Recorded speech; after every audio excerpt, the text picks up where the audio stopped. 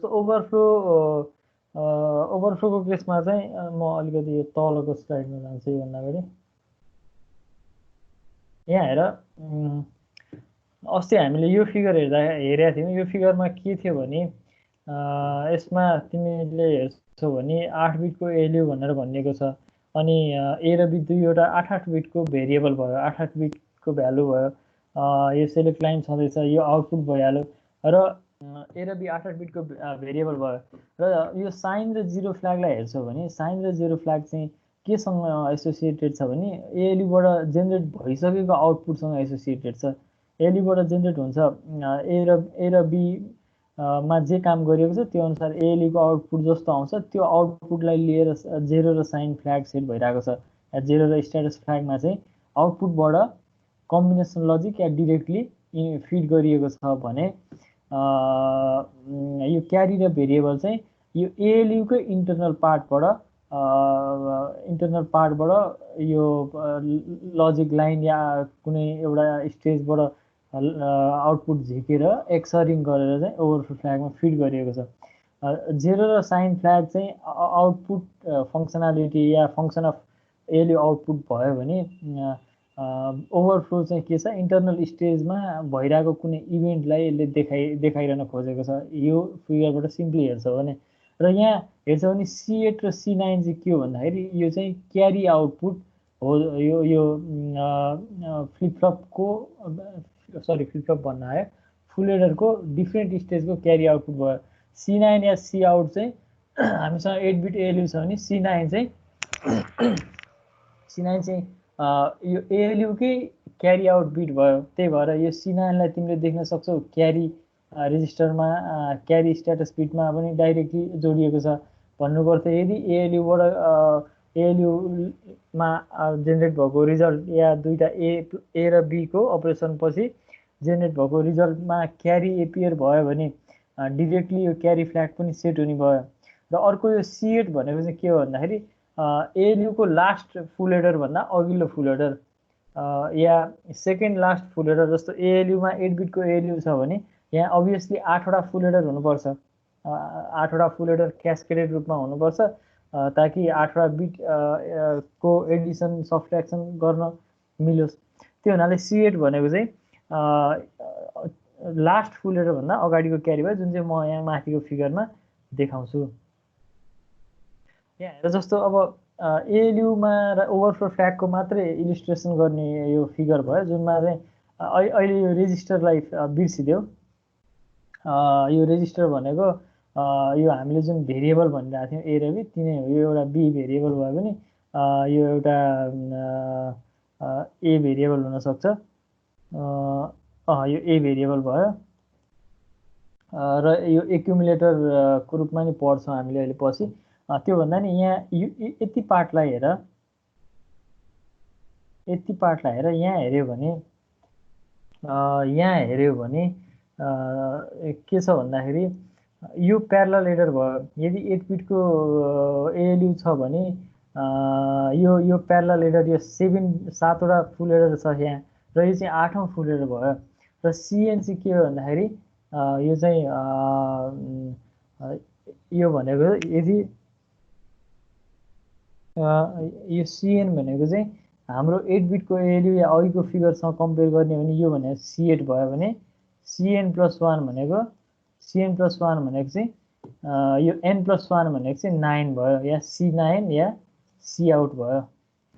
भन्न खोजिरहेको चाहिँ के हो भन्दाखेरि ओभरफ्लो फ्ल्याग चाहिँ केसँग एसोसिएटेड छ भने यहाँ फुल एडरहरू सबै कनेक्टेड छ। यदि 4 बिटको एएलयु छ भने थर्ड फुल एडर र फोर्थ फुल एडरको क्यारी आउट चाहिँ ल्याएर एक्सरिङ गरिएको छ। यदि 8 बिटको एएलयु छ भने 8 बिटको एएलयुको तल फिगर हेर्दाखेरि के थियो भन्दाखेरि C8 र C9बाट C9 को लाइन ल्याएर एक्सर गरिएको थियो। भन्नुको अर्थ त्यो दुईवटा स्टेजको भनेको दुईवटा मोस्ट सिग्निफिकेन्ट बिटपट्टिबाट आउँदाखेरि दुईवटा क्यारी आउट लाइनहरू एक्सरिङ गरिएको छ र ओभरफ्लो फ्ल्यागमा कनेक्सन गरिएको छ। र त्यो किन गरिएको छ त? हाम्रो सर्किटरी हेर्दा चाहिँ त्यसरी कनेक्सन गरिएको देख्छौँ, जुनमा चाहिँ लास्ट फुल एडरको क्यारी आउटपुट र सेकेन्ड लास्ट फुल एडरको क्यारी आउटपुटलाई चाहिँ एक्सरिङ गरिएको छ जुनले चाहिँ ओभरफ्लो सिचुएसन इन्डिकेट गर्ने रहेछ। त्यो किन गर्छ या त्यो कसरी गरिरहेछ भन्ने कुरो अहिले माथि एउटा दुईटा अर्थमेटिक गरेर हेर्छौँ हामी। त्योभन्दा अगाडि जस्ट के बुझ यो फुल ओभरफ्लो आउटपुट या ओभरफ्लो फ्ल्याग सेट गर्नको लागि ALU को आउटपुट स्टेजबाट होइन कि ALU को इन्टरनल प्यारलल एडर स्टेजबाट MSP तिरबाट लास्ट र सेकेन्ड लास्ट फुल एडरको क्यारी आउटपुटलाई एक्सरिङ गरेर ओभरफ्लो फ्ल्यागलाई सेट या रिसेट गर्ने काम गरिएको छ। अहिलेलाई जस्ट त्यति बुझ। दुवै हाई हुनुपर्छ हो CN प्लस 1 हैन दुवै हाई हुनु हुँदैन। एक्सरिङको केसमा त तिम्रो दुवै सेट हुनुपर्छ। कुनै एउटा हुनु पर्यो CN+1 या CN1 हुनु पर्यो। जस्तो यो ओभरफ्लो हुनको लागि चाहिँ के हुनु पर्यो भन्दाखेरि यो CN+1 CN त नि मतलबै भएन नि त हैन। मतलब हुन्छ कसरी के आधारमा मतलब भएन तिमीले भने अनुसार यो CN+1 अनि n वटा बिट छ हैन 8 वटा बिट छ अनि C8 त अनि लास्ट बिट भयो नि त एक्स्ट्रा बिट एड भएन नि त क्यारी आएन नि। यस्तो क्यारी भनेर CN+1 हुन्छ नि हैन यस्तो भयो नि त फुल एडरमा हेर्छौ भने त हरेक फुल एडर प्यारलल एडरमा हेर्छौ भने हरेक प्यारलल एडरमा क्यारी प्रोपोगेट भइरहेको हुन्छ कि हुँदैन। जस्तो प्यारलल एडरमा हेर्छौ भने हरेक प्यारलल एडरमा क्यारी प्रोपोगेट भइरहेको हुन्छ। के भइरहेछ या ओभरफ्लो फ्ल्याग कसरी बनाइरहेछ भने यो पार्ट जस्तो यो 4 बिट ALU भने यो पार्ट र यो पार्ट छ नि यो पार्टलाई लगेर चाहिँ एक्सरिङ गरिएको हो कि यो पार्टलाई गरेर एक्सरिङ गरेर चाहिँ यो चाहिँ ओभरफ्लोमा लगेर जोडिएको छ। तिम्रो कुनै आउटपुट लाइन होइन कि क्यारी आउटपुट लाइनहरू यो दुईवटा स्टेजको क्यारी आउटपुट लाइनलाई लगेर चाहिँ ओभरफ्लोमा जोडिएको छ। अनि त्यसको आधारमा के हुनु पर्यो भने यो C2 मा पनि C2 र C3 मध्ये कुनै एउटा 1 हुनु पर्यो। त्यो केसमा मात्रै ओभरफ्लो फ्ल्याग सेट हुने भयो। बुझ्यौ? अहिले जस्ट त्यो कन्डिसनलाई मात्रै याद गर। अहिले कन्डिसनलाई मात्रै याद गर। म यता एक्जाम्पल देखाएर ट्राई गर्छु।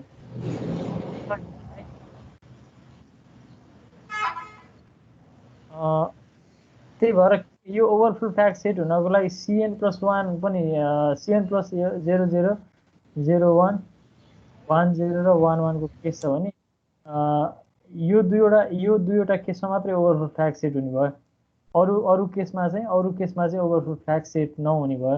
त्यो हुनाले कि त CN+1 या कि त CN1 भएको कन्डिसनमा मात्रै ओभरफ्लो फ्ल्याग सेट हुने भयो। त्यो किन भइरहेछ किन त्यसले ओभरफ्लो कज गरिरहेको छ म यहाँ माथि देखाउँछु। अब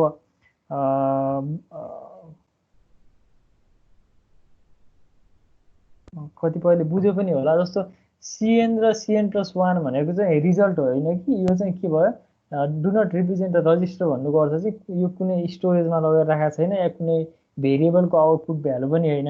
यो चाहिँ इन्टरमिडिएट क्यारी स्टेजहरू मात्रै भयो। तिनीहरू चाहिँ output carry from parallel adder भन्न खोजेको प्यारलल एडरको क्यारी आउटपुटलाई लिएर एक्सरिङ गरिरहेको छ। त्यो चाहिँ कुनै पनि आउटपुट या इनपुटको पार्ट होइन कि इन्टरमिडिएट भ्यालु हो जुन चाहिँ प्यारलल एडरको क्यारीहरू हो।